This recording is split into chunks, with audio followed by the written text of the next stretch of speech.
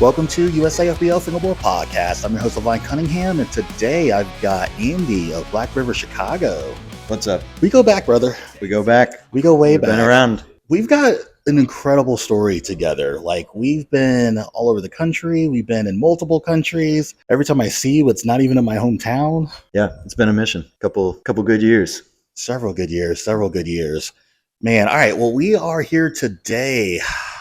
I've got good news and bad news for the people of Chicago. Bad news, the G6, G8, and the G13 are going to be leaving the Chicago store. Good news, Portland is going to be seeing those back in Portland here in about 30 days when we go on tour. But the good news for the locals, you're going to be replacing those parks with some pretty cool stuff. Yeah, part of our goal with opening this Chicago division, or the American division in general, is obviously the store is here, and that was kind of our first major project. But this whole year since we opened, we've kind of been working towards our U.S. manufacturing.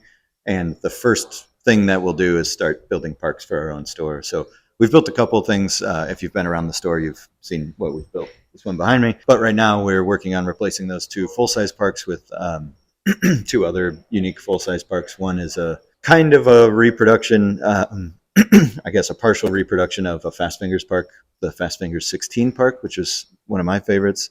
So we've taken kind of our favorite main features from that and are reproducing that. And then we're building another park that we kind of designed from scratch just to have something unique here for a while. And then closer to the end of the year, we'll start producing, Black River designs that people are more familiar with. We'll reproduce the G13 first. That's one of our favorites, and then we'll, go from there. I love that. That's awesome. Yeah. The cool thing is, especially for a shop and something as crazy as being in Chicago, being able to rotate parks out, keeping it fresh for the locals, I feel like that is it's a blessing and a curse at the same time. So I feel like it's kind of sad for them to leave, but it's also exciting to be able to get new stuff in. So the next time you guys come out to the Chicago store, you guys are going to have half of a new inventory of parts for you guys to shred, sesh, all that stuff. All your locals are like, okay, cool. Now they got space for some new stuff. So keeps things fresh, keeps things exciting. Yeah, exactly like you said. It's sad to lose these, but it's also, a lot of our customers here are here every single day, and they have been for weeks. And so, the Black River parks are so fun, and there's a million little spots that you can find to use that you don't really see unless you spend a lot of time with them. But, we've had them for a long time, and I think everyone will be excited to get some new stuff. And we do cycle stuff in and out quite a bit. John Plies has made a handful of parks for our store that kind of come and go. We'll have them for a few months and then they leave, and it's kind of nice that they don't last forever, actually, because then I don't know, your footage is more interesting when you're filming yourself. You're not on the same spots all the time. I agree a lot. All right, let's talk about the inventory that's coming in, the brands that you guys are holding that are not necessarily only Black River. Kind of tell us what you have in stock, what you guys are getting ready to have in stock, what's going on as far as inventory going on here at the store. Yeah, we try to keep an interesting kind of array of brands from all over the world. I do tend to kind of focus on American companies just because, we are the American division of Black River, and we want to lift up our other American companies. But, we've had stuff from all over the world, and we always will. Let's see, most recently, we did a big event a couple of weeks ago for Dave Romo's video premiere called Out for Delivery. And with that, we had a whole week that we spent with Yana and Harry, who do Catfish Barbecue and Dr. M's Research Institute. And with them, they brought a bunch of boards. We've carried Catfish since we opened, but this was the first time we brought Dr. M's in. We also added Worm. I guess it was back in May. We did a Magic Doll and Cowply event. So we got a bunch of new Magic Doll stuff, which is pretty sweet. We try to keep those in stock. What else do we have coming in that's interesting? I put you on the spot. No, I'm just trying to think ahead. We kind of project stuff way in the future. And so, we did just get some Crete Doctor obstacles, which is pretty fun. Okay. We've, obstacles in here, we kind of like non-Black River stuff. They're sort of few and far between. For when we opened for a while, we were carrying Loft, which is awesome. And I'd love to have it back again. We will have it back at some point. Now we have some Crete Doctor stuff. We have 3 different, concrete obstacles that are standalone, and they're great. Jason has been a good friend of ours. He built us an awesome bowl for the store, which gets a ton of love, and so it's nice to now have products that people can kind of take home with them. The next fingerboard hardware we'll get will be some stuff from Stacked, which we've never had before, so that should be cool. Oh gosh, we had Daytona records for a while. They're already sold out, but we'll get more of those. Those seem like they're hard to keep in stock. They are a good problem to have, as they say, but it's not actually that cool of a problem to have. But yeah, I don't know. We're always keeping interesting things. We just started stocking tools from a company called Wera, which is a German precision tools company. Mm-hmm. And they make extremely high quality tools, and they just happen to make small precision tools for electronics and things that we have kind of co-opted for fingerboard use. Wera tools are what we use at our headquarters in Germany in the assembly room when they're building trucks and completes. It's all Wera tools. That's how they assemble them. So it's kind of a fun thing, to a lot of people, it's totally a novelty because it's an expensive fingerboard tool. But if you're someone who builds a lot of completes and it's just kind of a nice thing to have. It's nice to have a full size tool that works well, and it's also just kind of a fun thing to have around. I'm gonna definitely have to check them out. All right, so talk to us about, because I know everybody is waiting for the day that all the inventory here is available online. What is the timeline looking for Black River USA online? Well, I can't really say exactly. I don't want to say something and then it not come true. But I mean, I've said this since before we opened, when I started doing videos. That's kind of our prime objective. The store is here because of that, and not the other way around. It's really our biggest goal is to produce stuff here. So we're making progress slowly but surely. The end is in sight. We're these last couple of weeks we've made a lot of progress, which is super exciting. Nash moved out here from California, and he's kind of my production manager now. So he's kind of in charge of pushing that forward, which is nice to have someone who's dedicated to moving that forward. But it's a huge project. It's a really, really significant undertaking, especially for basically two people to be doing. So it's just slow going. There's, an endless list of logistics and boxes to check. I can only imagine. And I figured you guys are basically in a situation where perfection is what Black River basically kind of stands behind. And so you guys either do it correct or you don't really do it at all kind of mentality. Yeah. And it's, right now in Germany, the way that it's worked for a long time is that we sort of, we contract a number of different family owned carpentry businesses to help, relieve some of the workload. And all of them are within maybe I don't know exactly, maybe 50 to 100 kilometers of the headquarters. So it's really centralized, and we really, try to use these family-owned companies that are small operations that kind of reflect our own, so that we maintain, the QC over them, and that we're very involved with the production. And that's what we'll try to do here as well. So, we'll work with a couple of different carpenters in town, and then a lot of it will be made in-house between the two of us. Especially parks. Once we start doing parks, that'll always be made by us. And some of the more significant ramps, big mini things like that, will kind of be under our own scrutiny. But yeah, it's a crazy project. It's just a kind of bottleneck we run into is in Germany. We're using wood from Europe that's made to European standards as far as sizes, and we don't get that here in the States. So even though we have these technical drawings of every ramp, everything is very meticulously designed, and they don't easily convert to American standard what's easily accessible here. So it's kind of this crazy process of figuring out, what can we convert without losing the integrity of the product as far as the design goes, and what can we kind of accommodate for an American standard that's just makes it make more sense to produce here. Yeah. Instead of shipping in specialty stuff from Europe. Well, I'm noticing that because I haul Black River parks all over the country, and the large scale full parks, those are 8 feet 6 inches, and those don't convert at all here because most, Plies 8 feet 4, feet wide, whatever. Yeah. And so I know losing that 6 inches, if you guys were to try to convert it here, that's a pretty big ordeal. Yeah, and it's really, it comes into play with the thickness of plywood. It's just, this isn't universally true, but generally, here we, use not the metric system, we use imperial system, so I think fractions of an inch.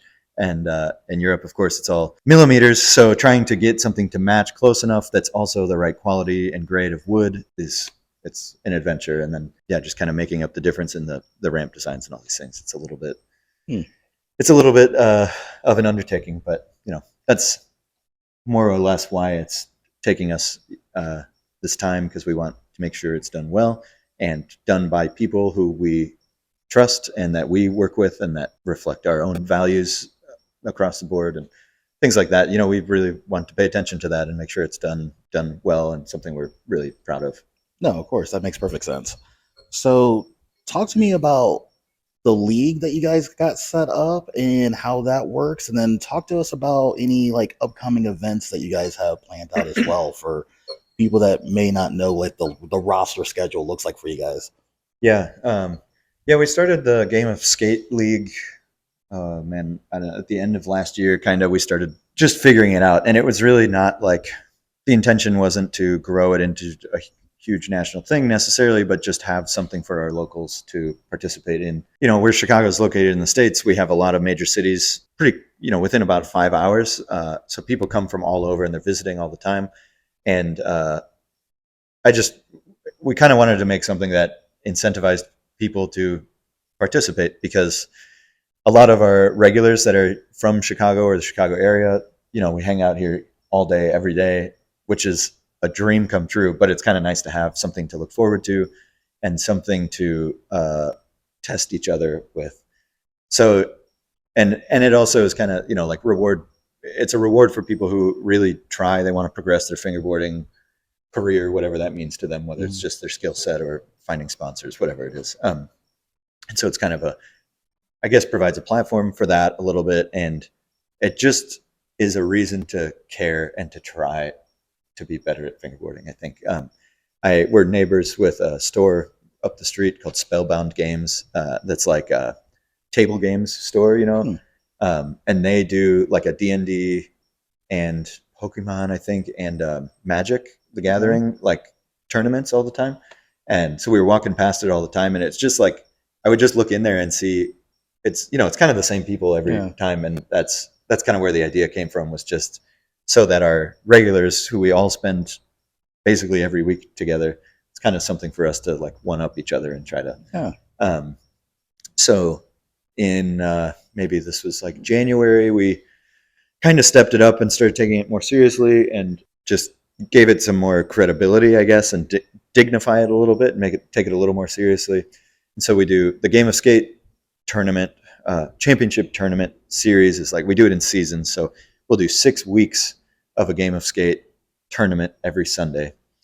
So every Sunday it's a 16-player bracketed tournament, and the top 3 players from each week are then qualified for our final match. We just did it last weekend.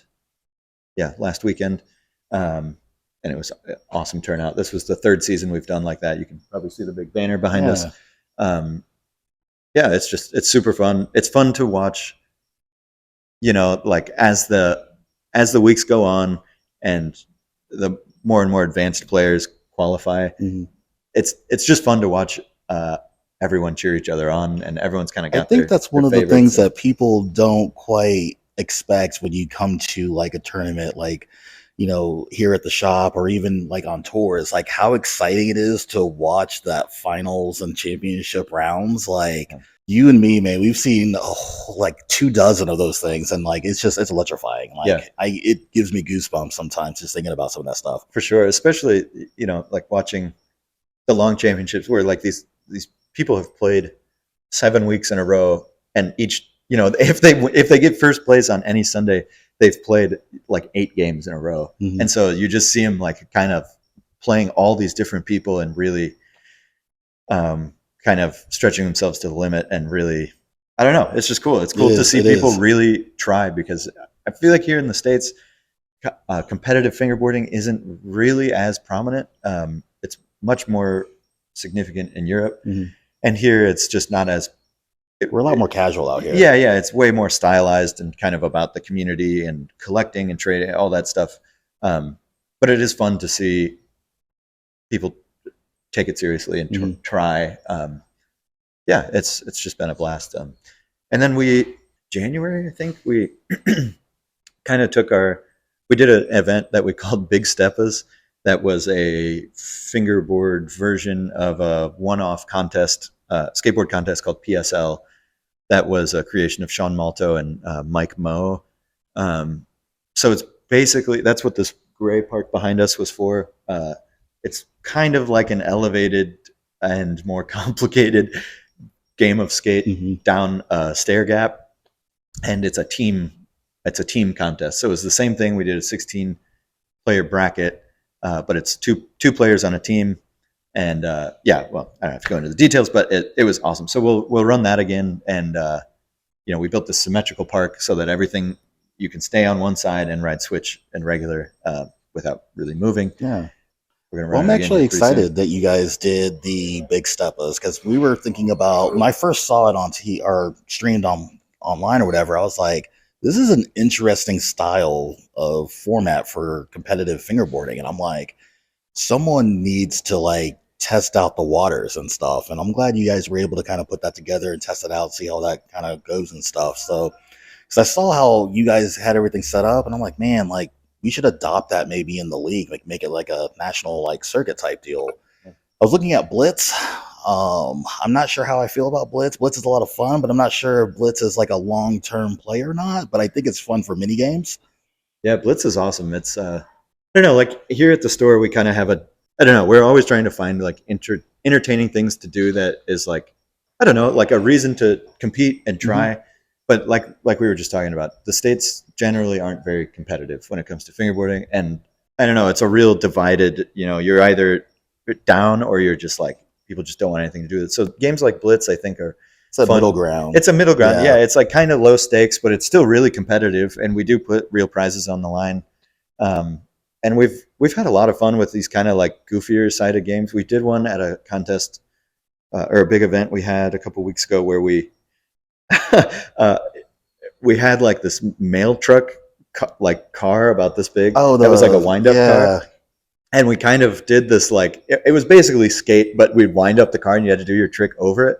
And it was totally, we didn't plan on taking it very seriously, but it ended up being so intense because it's so hard to like do a nollie trick over a little moving car ripping towards you. It's so difficult. So it was like really fun to see the really competitive people here try something like kind of silly, and it made it super fun. So I thought Blitz was a lot of fun. It's like, it's a nice break from the more serious and kind of buttoned up contests where it's just a lot of screaming and laughing, and it's nice to have the relief from the more serious events. Yeah. Okay. So we got another big Stepa tournament coming up. I like that. Yeah, probably sometime I think we're going to try to do it at the end of July. We keep trying to book it, and then we have other stuff that comes up, and it's like, I don't know. There's always stuff happening. Sometime in the future, though, keeping it fresh and keeping excited. This I like summer, that for sure. Yeah. Before the summer's over. Yeah. Man. All right. You guys Chicago is becoming, we had a discussion in like our Facebook groups. Like, for those that don't know, like, I am like admin and I run like a buku amount of Facebook fingerboarding groups. And there was a question asking about the largest fingerboarding communities by state. I had to think about this because like I travel the country. I've traveled multiple countries and states and cities, and like it is safe to say that like Michigan probably has the biggest state for the scene that's active as far as events and things like that are going on. But I feel like Chicago as a city right now is like on fire. Like you guys are just tearing it up. You got the store, you got crazy amounts of visitors coming through here. You guys are housing number 1 and number 2 for King of the Plies, that video submission tournament, which I don't even know how you guys even get along with like the competitiveness of that, with you guys having 2 separate teams. Like, everybody's friends and stuff, but I'm sure there's got to be some kind of like, maybe some grudges, maybe some saltiness. Yeah, it was that was a fun contest to watch. Like the 3 teams, half of the 3rd place team was here too. Yeah, that was pretty interesting. They really, I think it actually worked out well because they really kind of like had it out for each other. They were watching each other's progress, and no one was like, they weren't filming together, but they'd be here together, and they were all friends, kind of split into 2 teams. But it was just kind of funny because they were like trying to figure out what each other was doing and how trying to one up each other, but without really knowing what the other had done. So it was pretty entertaining. I think I have to imagine that's why they excelled, was because they were kind of like immediately Just competing feeding with off of each other. Yeah, exactly. Yeah. Because they'll Exactly. probably come in here bragging like, "Oh, dude, we found this spot, we did this," and we're like, "Oh, snaps, we gotta outdo that." Yeah. Yeah. I think Exactly. that's why, because like having two teams from the same city that high up on the list is wild. Yeah.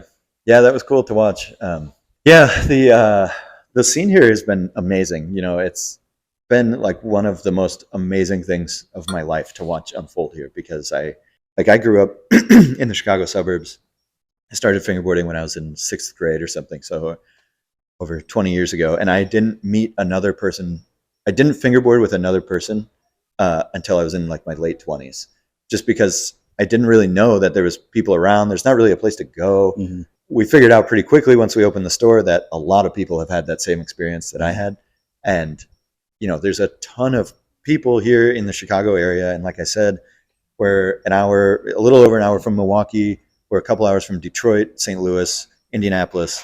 There's so many like kind of major cities that are have very easy access to Chicago. Mm-hmm. Plus, it's a really easy city to fly into from the East and West Coast. Like there was a lot of like John Plies from here. A lot of kind of that first wave of like American pro fingerboarders came from the Chicago area.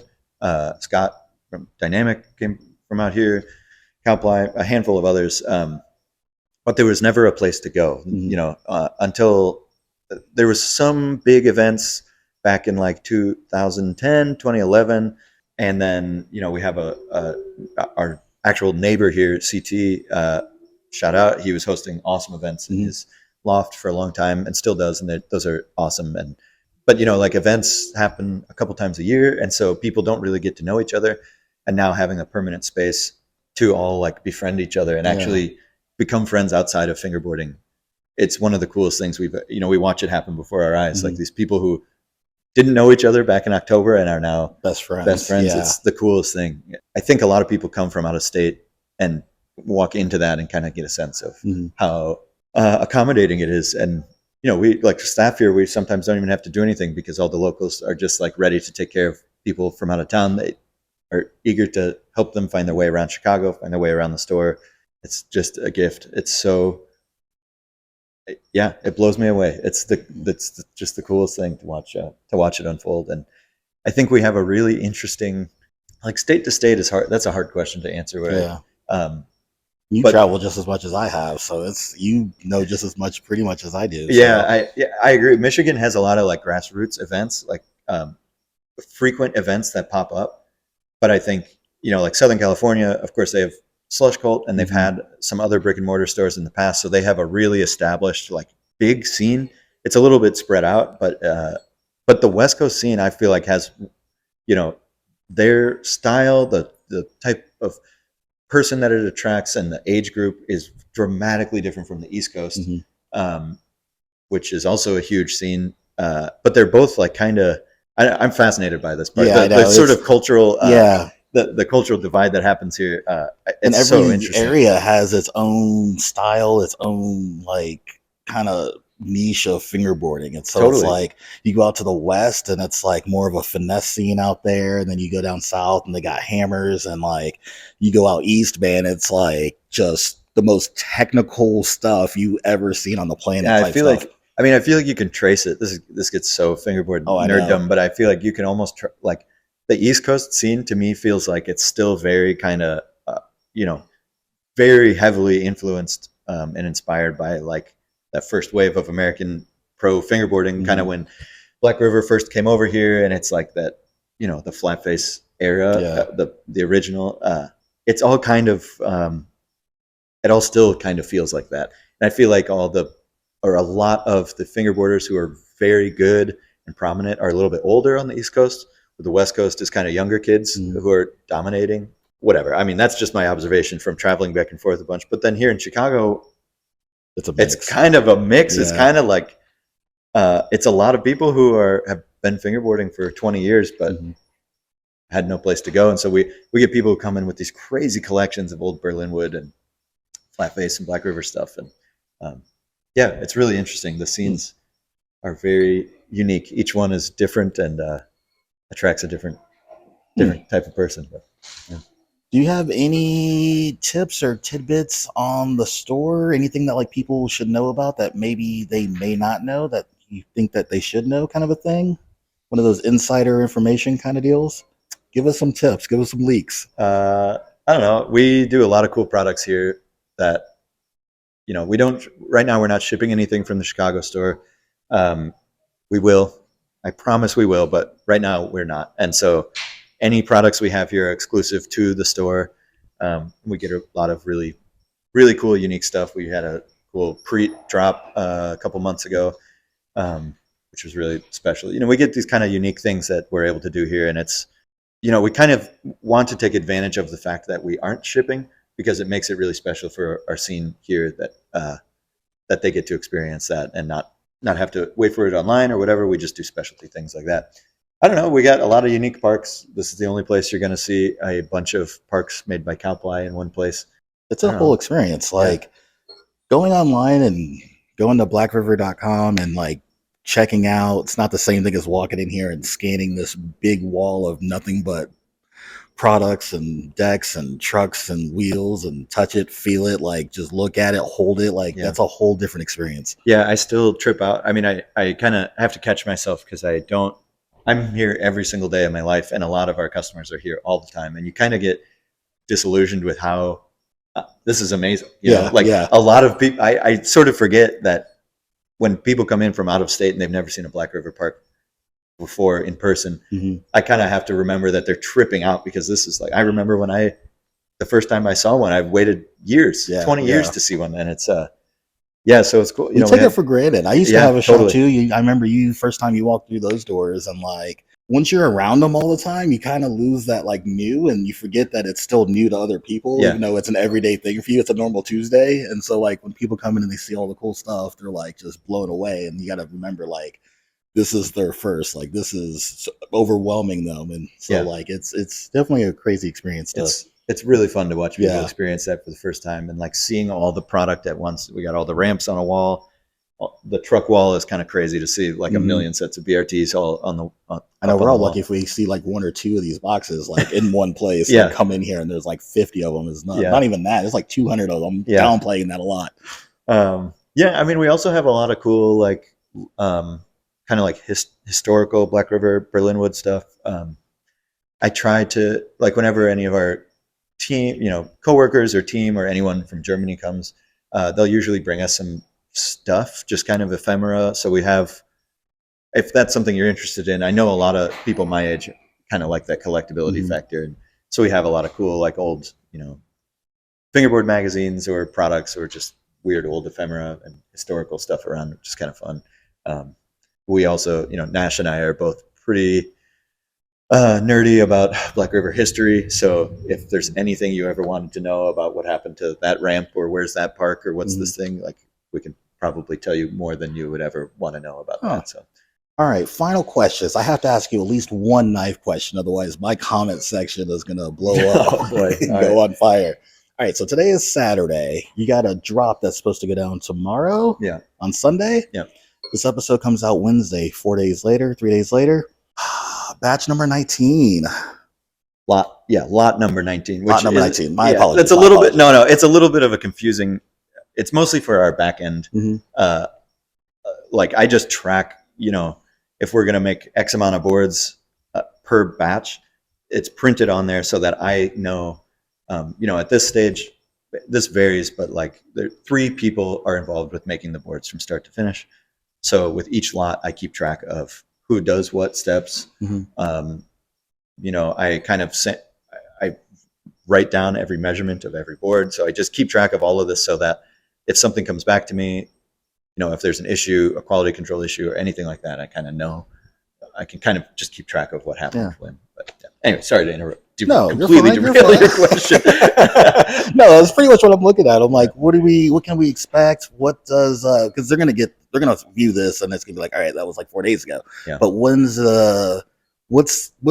lot number 20 looking like? And then is there gonna be any significant changes between this lot and the next lot? Or are we still waiting for feedback and stuff like that? No, again, the lots are kind of, that number is basically meaningless. It doesn't really signify anything other than like the month that it was made. Yeah, I don't know. The next stuff, we have a lot of graphics that'll come out this summer. We have a bunch of stuff coming up that we haven't really talked about, but we will release some non-deck products in the next month or two that I'm excited about. Stuff we're making in-house just to change things up, some specialty things. We're working on a really big video project, which is why you haven't seen, up until like a month ago, we would kind of do these team videos or individual team video parts once a month or once every month and a half or so. And we haven't put anything out in a while because we've been, as a team, we've been traveling a ton. A lot of the guys have been coming back and forth to Chicago. We're working on a bigger project. That'll probably be September sometime. And there's a lot of parts of that will be pretty special. That I'm really looking forward to that, because that's when we do these kind of special projects, that's when we get to release, interesting boards and other products. I don't want to say too much because I don't want to ruin the surprise. But, yeah. Just a fun fact. Your video edits, the recaps for all of our tour stops kind of helped influence King of the Plies a little bit for me. Like, your edits were so good that I knew that like King of the Plies was actually like doable. This last year was like our first year and it was absolutely like fantastic. This year, like the envelope for that is like, we're practically on the verge of actually like what skateboarding looks like at this point. Like a skateboarding film and a fingerboarding film, like the quality of them are almost like even, in my opinion. It's nice to see people stepping it up. I feel like one of the greatest losses of fingerboarding, like internet fingerboarding, leaving YouTube, because back in the day it all was YouTube. That's where everyone met and kind of how you showed each other stuff. And now it's all on Instagram, which is great. It's much faster. It's way easier to communicate with each other and things. But the greatest loss is that I feel like the creativity when it comes to video making was kind of lost, because no one, I shouldn't say no one, lots of people are still making amazing kind of more produced videos and more conceptual videos. But now with, TikTok and Instagram, it's more quick, fast paced stuff, which is interesting in a different way, but we've lost a lot of that, like, longer form video making where people were being really creative. It was really fun to see the videos come out of that contest, even the Chicago ones. Second place team, the board team, was kind of led by CJ, who used to work here at the store, and it was really fun to watch him working on the video and like figuring out his camera and kind of figuring out the direction he wanted to go. It was just super exciting to see groups of people excited about a unified project. I don't think the camaraderie that came around those projects were phenomenal. Even after the contest was over, like all the teams were like, dude, like even though we didn't place really high, like we had the most fun we've ever had just hanging out, skating our city, making these bonds. Like a couple of people didn't really know the other people on their teams, and now they're all best friends. Like it's a lot of stuff went down, and I'm excited for these things to happen. I'm excited to see what kind of like full lengths and things that you guys got going on. And I saw the special delivery, air delivery, out for delivery. Yeah. And I saw the video premiere being done here, and I was like, man, like I can almost count on one hand how many video premieres have been done, like just being done. And I'm like, we need more of that stuff. Yeah, Dave. I mean, that video was amazing. Dave's been doing kind of full length, long form videos for a while. Yeah, I think it was really cool for a lot of the people here at the store to see that and kind of see, like, it was such a sick event. It was so hyped, and this whole building was packed watching the video. Like a whole room full of people shutting up and turning the lights off to watch this 20-minute video was so cool. And Dave's kind of like our elder generation here now in the Chicago scene, and it's cool to see people look up to him, because he represents, in my opinion, sort of one pocket of fingerboarding, one style and sort of world of it. And a lot of younger kids love that. And it's cool to see someone like Dave, who's been at this for forever. He's writes for Plies. He's kind of really embedded in the scene. I think he will be a big inspiration to younger kids. And I mean, even adults too. I just want to see Yeah. people make more videos. Yeah, It was awesome to see everyone gather for that. That was amazing. man. Any last final thoughts? Any shout outs you want to give? Oh my gosh, so many. But I don't know. I'm so happy to be here. I'm floored and so, I don't know, just like so grateful for all of our customers here at the store, our regulars. I would list them off, but I'll forget one and feel really bad. But you know who you are. All the kids that hang out here every day. Like, it's been so fun to get to know them personally and be their friend beyond fingerboarding. I don't know. I'm very thankful for our friend CT up the street who was having these events. You know, our staff here, Nash, CJ, Ricky, Andy, all the people who help out. It's just it's a gift to get to be here. It's really, really amazing. So yeah, everyone who's made it possible. It's been Right a dream. on. Yeah. Well, appreciate you getting on the mic, getting on the pod. Yeah, thanks for having me, dude. Same, Thanks for coming same. out. Yeah. Till next time. So long. Rolling through the concrete chaos, I'm alive.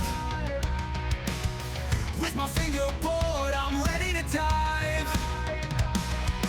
Pushing limits, flipping tricks, high in the sky. Every sliding grind, I'm chasing that high. Feel the rhythm, let it flow. Fingerboarding, let's steal the show. Fingerboarding, I'm fighting free. With every flick, I'll write my story. On this board, I'm never alone. In the skate park, I found my home.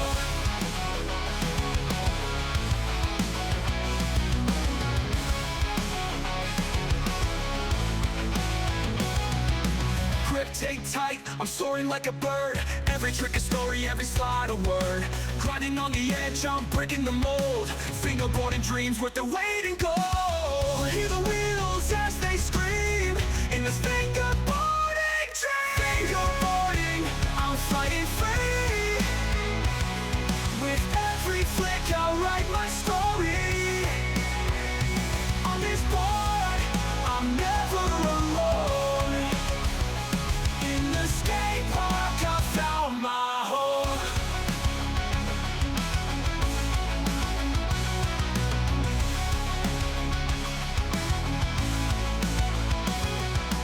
Hear the wheels as they scream in this fingerboard.